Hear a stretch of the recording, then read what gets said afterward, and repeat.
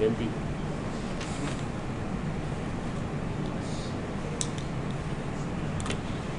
Ayo.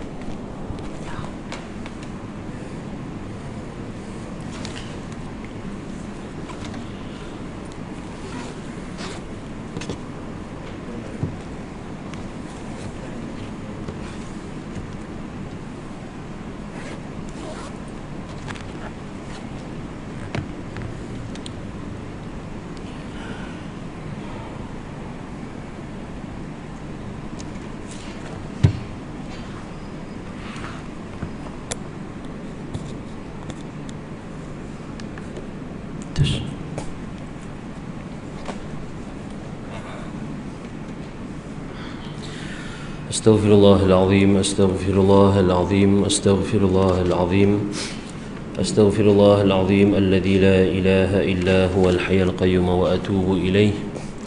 أعوذ بالله من الشيطان الرجيم. بسم الله الرحمن الرحيم. السلام عليكم ورحمة الله وبركاته. الفاتحة. أعوذ بالله من الشيطان الرجيم بسم الله الرحمن الرحيم الحمد لله رب العالمين الرحمن الرحيم مالك يوم الدين إياك نعبد وإياك نستعين اهدنا الصراط المستقيم صراط الذين أنعمت عليهم غير المغضوب عليهم ولا الضالين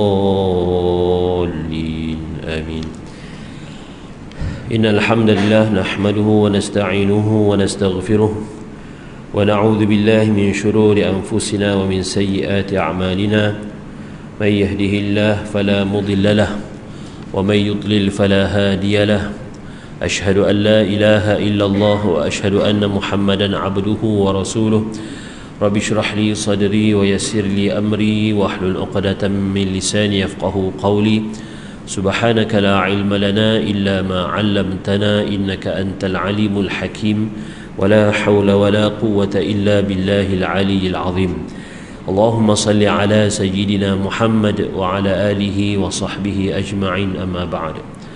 Yang hormati Tuan Pengurus Surau, Tuan Kuasa, para imam, Bilal, Siak dan juga ahli qaryah Surau An-Nur, Syekh Alam, serta muslimin muslimat di Allah Subhanahu wa taala, bersyukur ke atas nikmatnya dan juga segala pujian ke atasnya yang telah memberikan kita segala bentuk kenikmatan dan juga keselesaan untuk kita terus beribadah kepada Allah Subhanahu wa taala dan mendekatkan diri kita kepadanya dalam apa jua keadaan, sama ada senang ataupun susah, sempit ataupun lapang, ya, sama ada sibuk ataupun ada masa dan sebagainya. Kita tidak boleh lari daripada melaksanakan tuntutan kewajipan kita kepada Allah Subhanahu wa taala. Begitulah keadaan kita sebagai hamba Allah, sehinggalah satu masa nanti kita akan kembali kepadanya. Pada ketika itu tiada lagi amalan yang boleh kita laksanakan dan hanyalah bekalan yang akan kita bawa sepanjang mana kita hidup dan beramal semasa kita berada di dunia ini. Semoga Allah menerima segala amalan-amalan kita dan terus memberikan kekuatan untuk kita terus beramal ibadah kepadanya.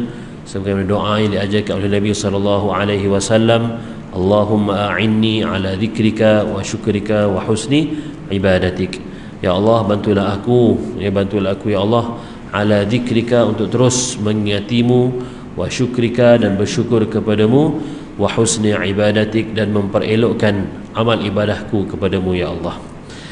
Baik, insya-Allah pada hari ini kita menyambung lagi pembacaan kitab kita dalam kitab Tadhkirah fi Ahwalil Mauta wa Umuril Akhirah. Selepas pengajian lepas kita sudah membacakan bab Al-Isra' bil Janazah wa Kalamiha, iaitulah berkenaan dengan bersegera apabila kita membawa jenazah.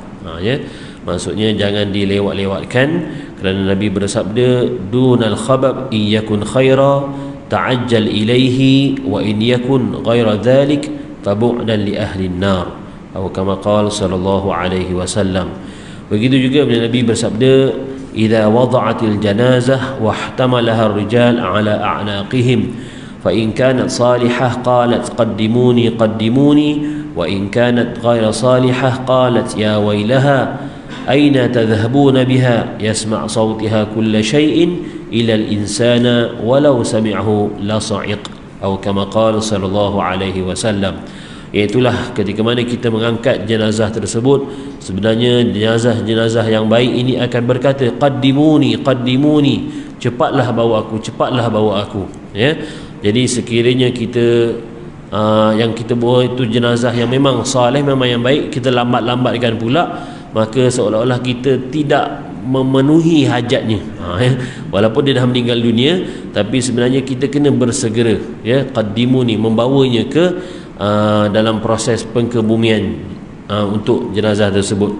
Dan sekiranya jenazah itu jenazah yang tidak elok, maksudnya ghaira salihah, dia akan berkata wailaha, celakalah kemana engkau nak bawa aku ini, dan kata-kata ini sebenarnya didengari oleh semua makhluk, ya, kecualilah manusia. Dan sekiranya manusia itu mendengar suara jenazah ini apabila diusung, maka sudah pasti manusia itu akan pengsan ataupun mungkin boleh mati, sebab dengar suara orang mati. Jadi apa-apa pun pengajaran yang telah kita dapat, bersegeralah dalam kita menguruskan jenazah dari awal saat kematiannya sehinggalah kepada saat pengkebumiannya. Jangan sengaja melengah-lengahkan, jangan sengaja melewat-lewatkan tanpa sebab ataupun tanpa alasan syar'i. Kalau semata-mata kesian, semata-mata emosi sebab anak tak dapat balik, sebab ini elok dielakkan. Kita berpandukan kepada nasihat yang diberikan oleh Nabi sallallahu alaihi wasallam. Baik, kita meneruskan dalam satu bab, iaitu bab basatha thawbi 'ala al-qabri 'inda ad-dafni, iaitu bab yang terkait tentang melebarkan ataupun mengembangkan kain ketika ke atas kubur ketika mana proses pengkebumian. Baik.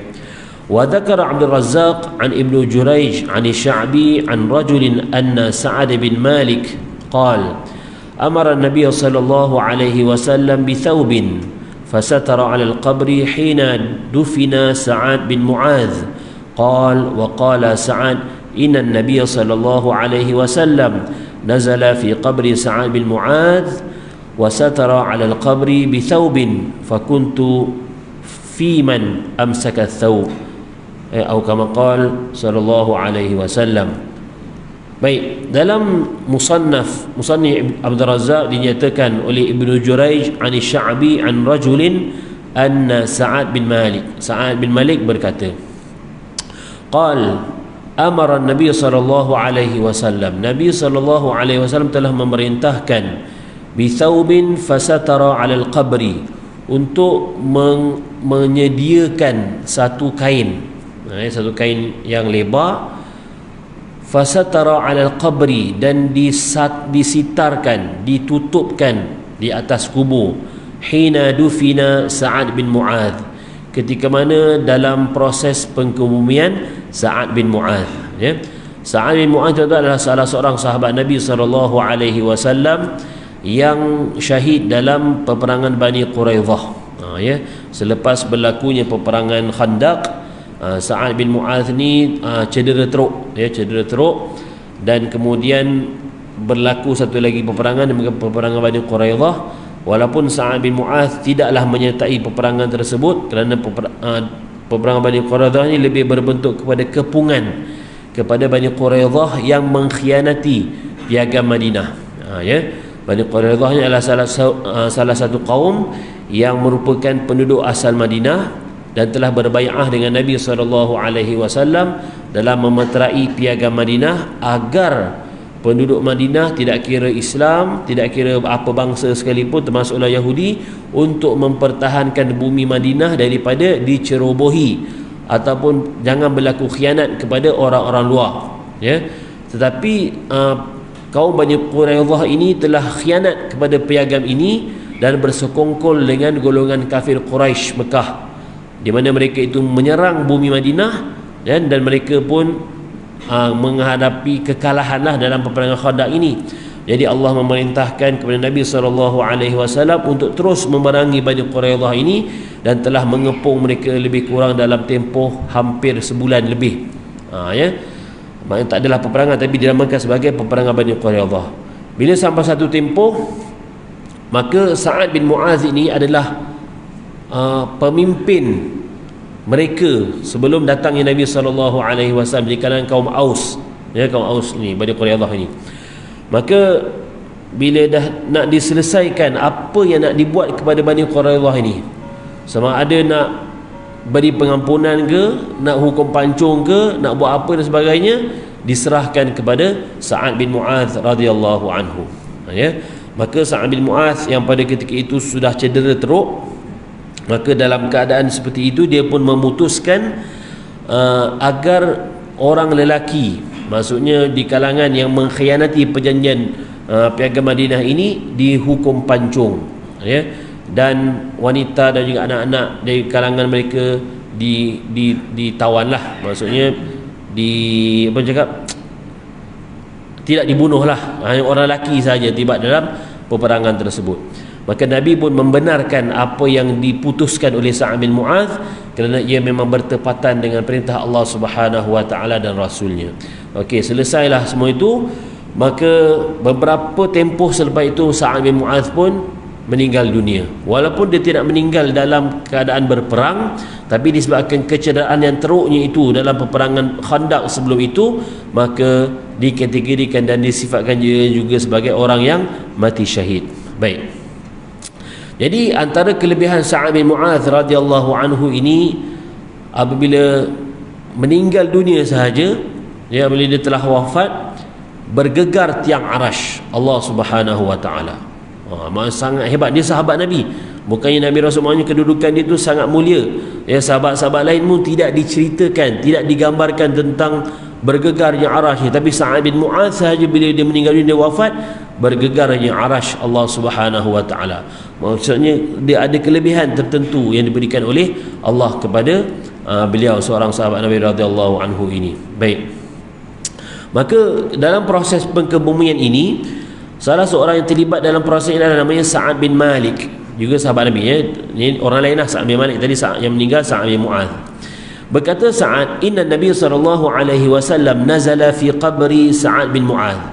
Ketika mana proses pengkebumian Sa'ad bin Mu'adh ini, Sa'ad bin Malik menceritakan Nabi turut masuk sekali dalam kubur. Kalau kita biasa proses pengkebumian, kan ada orang yang masuk dalam kubur tu kan, bukan nak kena ke bumi sekali, tak, maksudnya nak menyambut, ya, jenazah dari atas tu. Tapi Nabi antara yang join sekali dalam menyambut jenazah Sa'ad bin Mu'adh. Maksudnya kedudukannya sangat mulia di sisi Nabi dan di sisi Allah Subhanahu wa taala, bila Nabi sendiri yang turun untuk menyambut jenazah Sa'ad bin Mu'adh radhiyallahu anhu. Dan keadaannya pada ketika itu ditunjukkan, diceritakan oleh Sa'ad bin Malik bahawa wasatara 'alal qabri bi thawbin, ya, dan semasa nak dimasukkan ke dalam kubur itu, ke dalam yang lahat itu, ada kain yang menutup di atas bahagian atas lubang. Maknanya orang tak nampak lah, orang di atas tak nampak apa yang berlaku dalam kubur tu. Maka Sa'ad bin Malik apa yang nak cakap kat sini, fakuntu fi man amsaka thawb, dia mengesahkan lagi, akulah antara orang yang memegang kain tu. Dia nak mengesahkan cerita tu betul, dan juga memang inilah keadaannya, aku antara orang yang pegang kain tu. Maksudnya dia bukan buat cerita, ataupun bukan dia yang nampak, ataupun bukannya dia dengar-dengar, tak, aku sendiri yang pegang kain tu dalam proses pengkebumian Sa'ad bin Mu'adh radhiyallahu anhu. Jadi bila dia sendiri yang memegang, dan dia sendiri nampak Nabi turun ke dalam tu untuk menyambut jenazah Sa'id bin Mu'adh, bermaksud ini hadis berkaitan dengan hadis apa? Hadis iqrar, ya. Maksudnya Nabi tak cakap, kan? Nabi tak buat, tapi Nabi membenarkan perbuatan sahabat. Ini namanya dalam bentuk iqrar. Nabi tak ada pun dalam hadis ini tak ceritakan, okey, ambil kain tutup, tak ada. Atau bukan Nabi yang ambil kain tu, Nabi tutup, tak. Tapi Nabi ada bawah tu, maksudnya di lalah tu nak nyambut Sa'ad bin Mu'adh, dan sahabat-sahabat balik antara Sa'ad bin Malik tadi pegang kain tutup bahagian atas supaya orang tak nampak apa yang berlaku di bawah liang lahat tu. Maksudnya apa? Di sini iqrar Nabi SAW. Nabi membenarkan perbuatan sahabat. Kalau benda tu salah, Nabi cakap, tak payah buat kain ni, tepikan, biarkan. Tak, tapi Nabi tak. Sa'ad bin Malik dan sahabat dia pegang, Nabi uruskan Sa'ad bin Mu'adh, dan benda tu berlaku macam tu. Maksudnya iqrar Nabi SAW. Hadis diriwayatkan oleh Imam Abdul Razzaq. Baik. Faslun, huraiannya. Ikhtalafa ulama fi hadzal bab. Ya.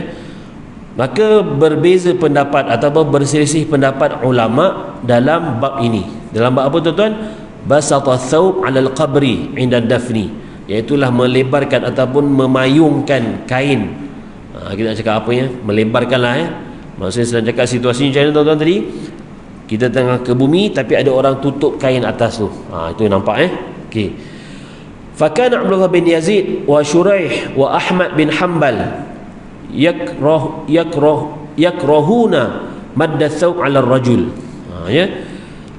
Imam Abdullah bin Yazid, Shuraih dan Imam Ahmad bin Hanbal, iaitu dari mazhab Hanbali, memaksudkan di sini makruh untuk muddas thawb ataupun meletakkan kain semasa pengkebumian jenazah lelaki.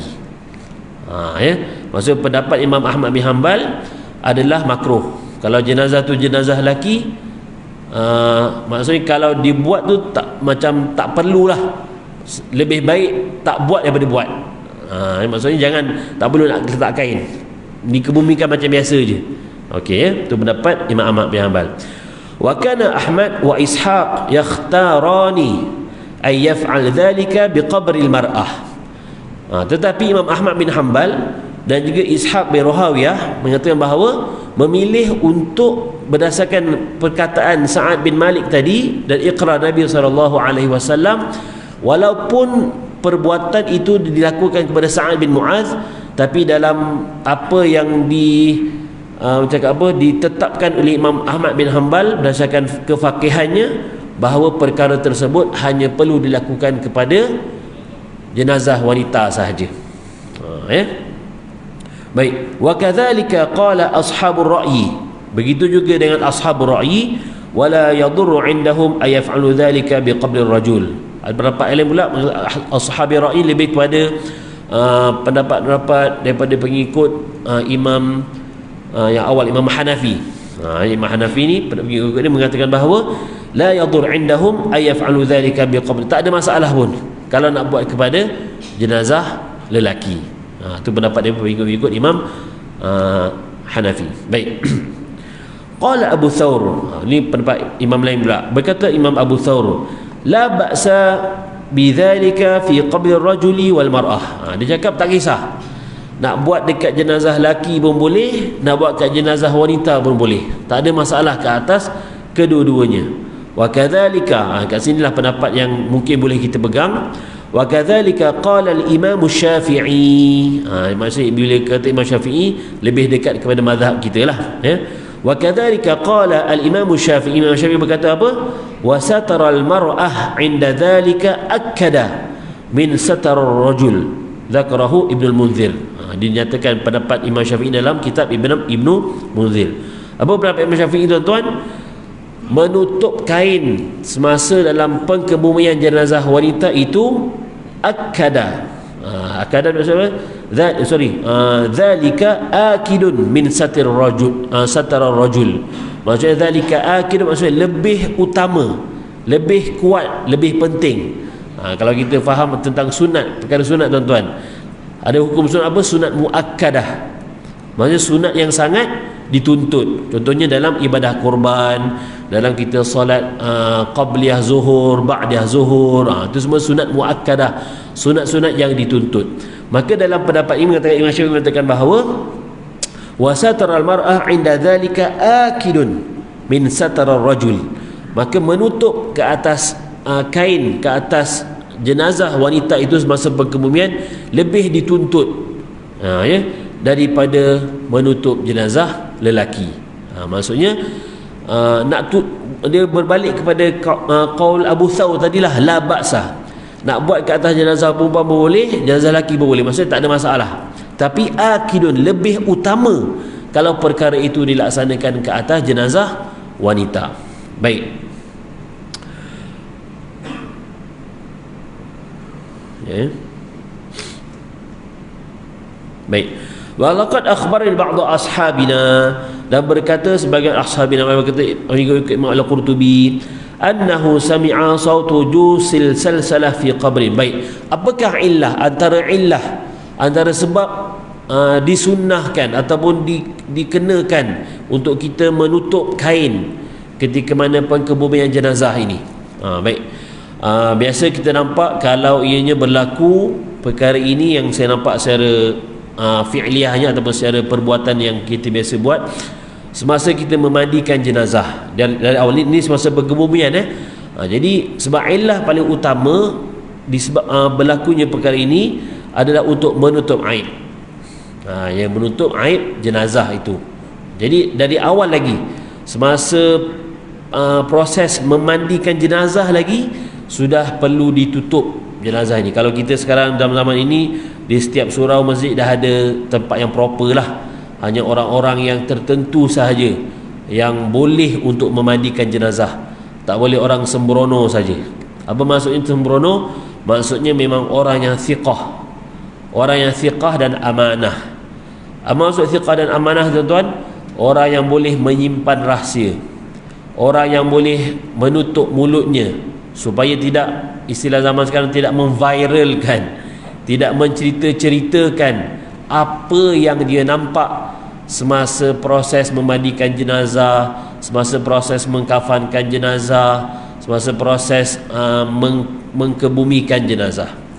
Lagi-lagi zaman sekarang ni pantang apa sahaja benda berlaku, lagi benda-benda pelik, terus keluarkan telefon, on video, rakam, tanpa usul periksa, tanpa soal sendiri, terus forward, terus share. Tak tanya waris, tak tanya, kalau umpamanya diri dia dah meninggal, nak minta izin apa kan. Maksudnya tak tanya waris, tak tanya pendapat orang-orang alim di sekelilingnya, orang-orang yang berpengaruh, macam ketua, contoh orang yang ketua menguruskan jenazah tu, dia ambil, dia viral taskap pada siapa, buatlah cerita. Lagi zaman sekarang apa, tuan-tuan?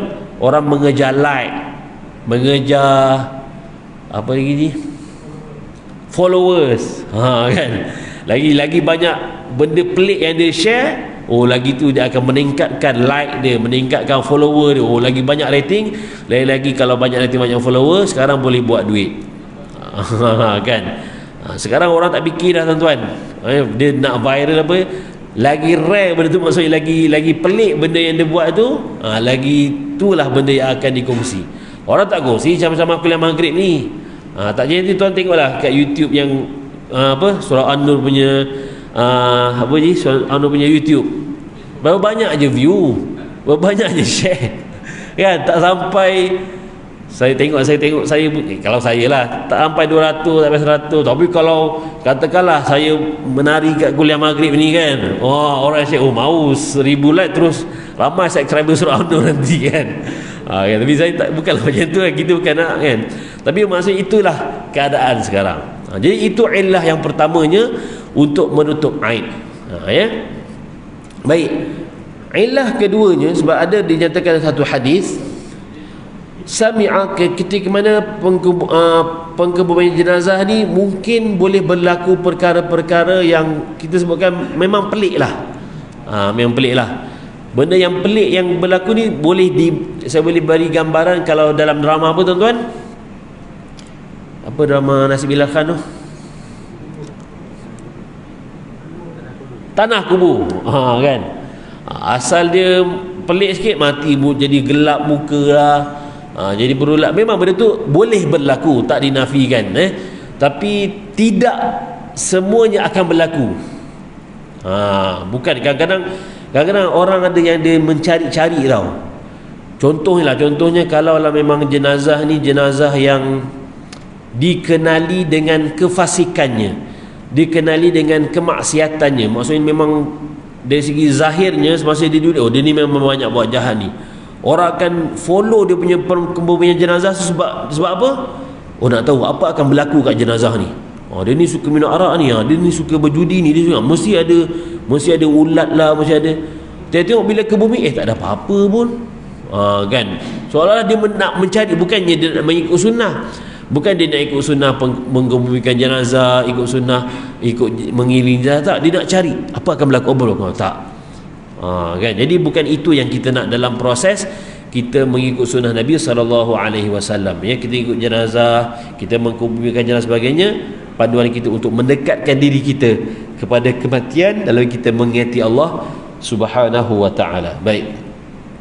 Wa akhbarani sahibuna al-faqih al-alim Syekh at-Tariqah Abu Abdullah Muhammad bin Ahmad al-Qusari rahimahullah annahu tuwfiya ba'dul wula bi Qastantaniyah fahafara lahu falamma faragu min al-hufr wa aradu an yadkhulu al-mayyit al-qabr idha bahiyah sauda dakhil al-qabr fahabu an yadkhuluhu fiha fahafaru lahu qabran akhar. Maksudnya apa, tuan-tuan? Dalam kisah ini diceritakan oleh Abu Abdullah Muhammad bin Ahmad al-Qusari rahimahullah, telah meninggal dunia, telah wafat salah seorang pemimpin kota Konstantinopel pada ketika itu. Ya, maksudnya Turki sekarang lah, ya. Apabila selesai dia mengorek ataupun mengorek kuburnya untuk dikebumikan, dan dia nak masukkan jenazah ke dalam kubur tersebut, maka tiba-tiba keluarlah belitan ataupun ular-ular hitam daripada kubur tersebut. Kan? Fahabu, maka tak jadi masukkan ke dalam kubur tersebut. Maka korek kubur liang lain-lain, korek nak masukkan, sama juga nampak lagi ada ular-ular atau ular-ular yang besar, yang hitam tu, yang menyelingkar, melingkar. Kalau orang Melaka cakap melingkau, kan, melingkau.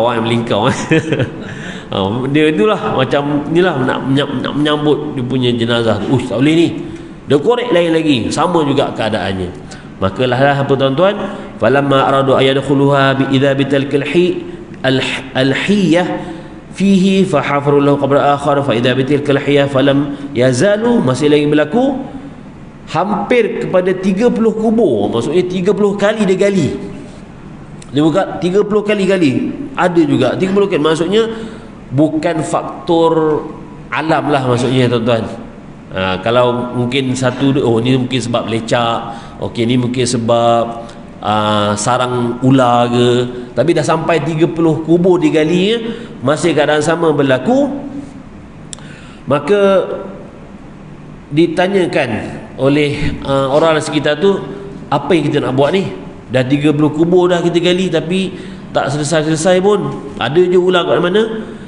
Maka berkatalah sebahagian daripada mereka, adfinuhu ma'aha, nak buat macam mana? Kita masukkan je lah, kebumikanlah dia bersama-sama dengan ular tersebut. Nas'alullah as-salamah was-sitru fid dunya wal akhirah. Kita mohonlah banyak-banyak keselamatan daripada Allah Subhanahu wa taala, agar ditutupkan keaiban kita di dunia dan di akhirat. Baik, berbalik kepada keadaan tadi, bagaimanakah kita nak menutup? Saya tengok sekarang ni macam keadaan itu dah jarang berlaku ataupun hampir kepada tidak berlaku lagi dah, menutup kain tu. Walaupun ini sebenarnya adalah sebahagian daripada sunnah, ya. Saya ingat kalau zaman-zaman dulu, zaman-zaman yang kecil dulu, kalau follow orang pergi kubur, masih lagi berlaku benda tu. Ada kain atas liang tu tutup sebelum orang ke bumi. Tapi zaman sekarang ni macam dah tak ada dah, kan? So benda tu boleh lagi lah kalau kita nak menghidupkan kembali sunnah tersebut. Sebagaimana kalau kita memegang kata-kata Imam Asy-Syafi'i tadi, wa sataral mar'ah inda dzalika akidun min satarar rajuli. Ya, apatah lagi kalau jenazah itu jenazah perempuan ataupun jenazah wanita. Ya, jadi seperti kita nyatakan tadi, pertama sekali, orang-orang yang menguruskan jenazah ini adalah orang-orang yang memang amanah, yang betul-betul thiqah, ya, dapat menjaga aib, supaya tidaklah diceritakan keaiban yang berlaku kepada jenazah daripada proses pengurusan dari awal tadi, daripada dia meninggal dunia sampailah dia memandikan dan juga dia solat, mengkafankan, kemudian dia solat dan mengkebumikan jenazah tersebut. Ya, jadi itulah antara perkara-perkara yang boleh kita laksanakan. Maksudnya walaupun sunnah ini tidak dapat kita laksanakan, mungkin atas proses nak cepat dan sebagainya, ataupun tak nak ada ganggu urus pihak-pihak yang lain yang lebih utama untuk menguruskannya, maka kita pun janganlah masuk campur ataupun jangan berlebihan, selagi mana perkara itu tidak menjejaskan pengurusan lebih utama untuk mengkebumikan jenazah tu. Jangan sebab kita nak, betul benda ni sunnah, ya, kita nak tutup kain dan sebagainya, tapi mungkin boleh jadi bila kita tutup kain ni menyulitkan lagi tugasan orang yang betul-betul nak menguruskan jenazah tu. Lah jadi gaduh pula, tutup kain, tak payahlah tutup, tutup, tak payah dah. Habis jenazah tu terbongkar macam tu je, sibuk hal nak tutup kain, buka kain. Ya. Tapi kalau benda tu boleh dibuat dengan keadaan lebih harmoni. Maksudnya di sisi waris pun dah tahu tentang perkara ini, kita pula sebagai yang menguruskan jenazah pun dah ceritakan dengan baik kepada waris. Begitu juga kita berhubung baik dengan orang yang menguruskan tanah perkuburan. Macam ini keadaannya, kita pun buatlah sama-sama. Itu lebih utama. Lebih utama kita bentangkan kain. Walaupun benda ni kalau ikutkan setakat bentang kain orang boleh jenguk lagi. Orang nak jenguk tu hal dia lah. Kan?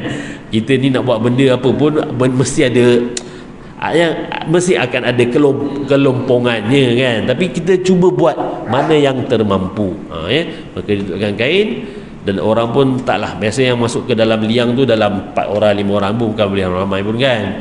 Yang lain-lain pun janganlah nak menyibuk, nak tengok-tengok tak payah cukuplah paling murah dalam tu, dan kita utamakan waris dan orang yang ahli dalamnya. Kadang-kadang waris ni pun tak orang yang tak biasa, kan, orang tak biasa jejak tanah, orang tak biasa uruskan jenazah pun jadi janggal juga. Kena biarkan, kita serahkan kepada yang ahlinya. Kita pula yang menguruskan janganlah memaksa, anaknya mana, anaknya kena anaknya dah. Kita pula paksa anaknya dah lah, dia satulah dah tengah bersedih, tengah satu lagi gementar pun ada, macam-macam ni lah. Kita pula paksa mesti anak ni jangan lah. Sama juga dalam kes kita nak mengimamkan solat jenazah kan.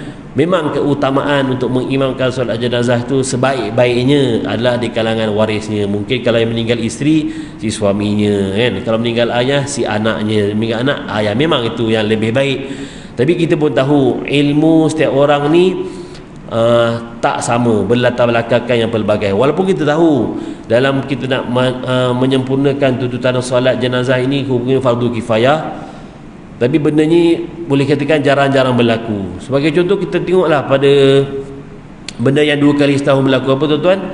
Solat Aidilfitri ataupun solat Aidil Adha. Kadang-kadang imam pun lupa nak takbir 7 kali, takbir 5 kali tu kan. Padahal dia hari-hari jadi imam kan, tapi bila solat raya je dia terlupa. Yang belakang pun saya buat subhanallah, subhanallah. Kan, imam terus baca Fatihah, imam pun tak, imam ada ilmu dia kan. Imam bacalah Fatihah, dah ada lupa. Dia baca Fatihah, subhanallah, belakang subhanallah. Lepas tu imam teruskan pula baca surah. Dah keluarlah, batal solat kita. Kan habis jadi huru-hara. Imam standard dia teruskan solat dia. Sebab apa benda tu apa tuan? Benda tu sunat. Kan? Dia mengangkat takbir yang 7 kali tasbih Allah Akbar tu sunat kan. So perkara sunat bila imam tu dah terlupa, bila dia bangun, biasa rakaat kedua lah, kat pertama dia ingat lagi Allahu Akbar, Bismillahirrahmanirrahim. Bila dah mula Bismillahirrahmanirrahim, itu adalah ayat pertama dalam surah Al-Fatihah. Bila dah mula ayat pertama dalam surah Al-Fatihah, bermaksud dia sudah memulakan rukun. Rukun Al-Fatihah. Maka perkara itu tidak boleh lagi diulangi. Contoh kalau dia baca Bismillahirrahmanirrahim, subhanallah, dia boleh pada dia balik Allahu Akbar, yang tu barulah batal solatnya. Sebab apa? Dia dah memulakan rukun, kemudian dia macam patah balik, subhanallah, diulang balik Bismillahirrahmanirrahim. Akan berlaku apa? Ulangan rukun tu pula. Sebab apa? Bila dah tasbih yang 2 kali seterusnya tu, dia akan baca Fatihah sekali, Bismillahirrahmanirrahim, akan berlaku pengulangan rukun kat situ. Masa tu barulah batal. Tak payah reverse. Dalam bab rukun sama juga tuan-tuan. Benda ni mungkin ada Ustaz Saleh pun dah ajar lah dalam bab imam dan makmum ni kan. Sama juga kalau dalam tahiyat awal kan.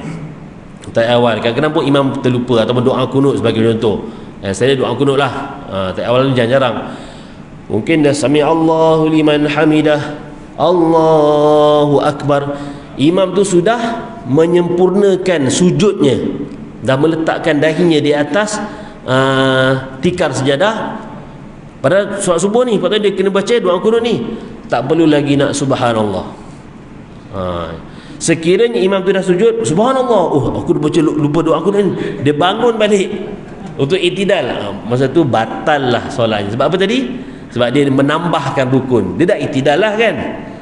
Kemudian dia sujud, dah sempurna sujud tu, dia patah balik itidal. Masa tu baru batal. So makmum bila dah nampak imam tu sujud, kita pun ikutlah sujud, takkan batal solat tu. Sama juga bila dah habis, sebelum bagi salam, ikutkan dari segi apa yang kita belajar, kena sujud sahwi. Imam pun tak buat sujud, terus bagi salam, assalam, sama juga tak payah subhanallah. Kan, sebab benda tu pun sunat. Ya, maksud saya sunat kat sini dalam keadaan ketika itulah. Maknanya kalau imam tu ingat dan tahu, buatlah. Tapi bila benda tu dah kadang-kadang lupa ni, dan benda tu pun kita tahu dasarnya hukum sunat, maka tidaklah sampai membatalkan solat. Jangan pula dah bagi salam sambung juga macam kita tadi, assalamualaikum warahmatullahi, assalamualaikum warahmatullahi, subhanallah, dia duduk tahiyat balik, kan. Tapi tak ada masalah sekiranya nak buat sujud sahwi lepas tu. Sebab sujud sahwi kategori apa tuan-tuan? Dah bukan kategori rukun. Maknanya kalau dia baru teringat lepas bagi salam nak sujud sahwi, boleh sujud sahwi lepas tu. Sujud, duduk, sujud, bagi salam. Sujud sahwi lepas tu dah kira bukan dalam rukun solat. Yang tu tak apalah. Tapi kalau dia lupa langsung pun tak ada masalah. Sama juga dalam kes tadi kita cakap tadi apa? Imam solat jenazah ni, kalau memang orang tu jenis gementar, tak biasa jadi imam, kita jangan paksa dia. Jangan tolak dia. Kau tahu ni, lah nanti Allahu Akbar, Allah dia rukuk pula. So masa tu nak buat apa kita belakang ni? Alamak, takkan dia ikut. Kan? Lepas tu dalam beberapa bab kita jangan jangan nak perkena orang lah. Ada beberapa bab orang tu perlu berilmu yang untuk menguruskan dalam bab menjadi imam. Kita jadi makmum pun kena ada ilmu. Kita jangan asal nampak ni subhanallah, jangan juga. Yang subhanallah ni, yang belakang ni je yang kena cebut. Jangan semua nak ni. Kan, semua bagus sangat ni. Try jadi imam sekali tengok. Kan? Maksudnya itu ilmu kita lah. Okey. Itu saja tuan-tuan. Jadi apa yang kita boleh buat, kita amalkan sunnah ini. Kalau tak mampu, kita buatlah sekadarnya dan semampunya. Semoga yang penting adalah pengurusan paling utama tadi adalah dalam kita menyempurnakan pengurusan jenazah itu sehingga proses pengkebumiannya, dan dalam kita menjaga aib jenazah itu sendiri dan aib waris-warisnya. Saya mohon ampun dan maaf serta kasar kata, kerana segala kesempurnaan milik Allah Subhanahu wa taala. Aqulu qawli hadza wa astaghfirullahal azim li wa lakum. Assalamualaikum warahmatullahi wabarakatuh. أعوذ بالله من الشيطان الرجيم. بسم الله الرحمن الرحيم. اللهم نور قلوبنا بنور هدايتك كما نورت الأرض بنور شمسك أبدا أبدا برحمتك يا أرحم الراحمين. رب زدنا علما نافعا وارزقنا فهما واسعا. وصلى الله على سيدنا محمد وعلى آله وصحبه وسلم والحمد لله رب العالمين. تسبيح كفارة. سبحانك اللهم وبحمدك أشهد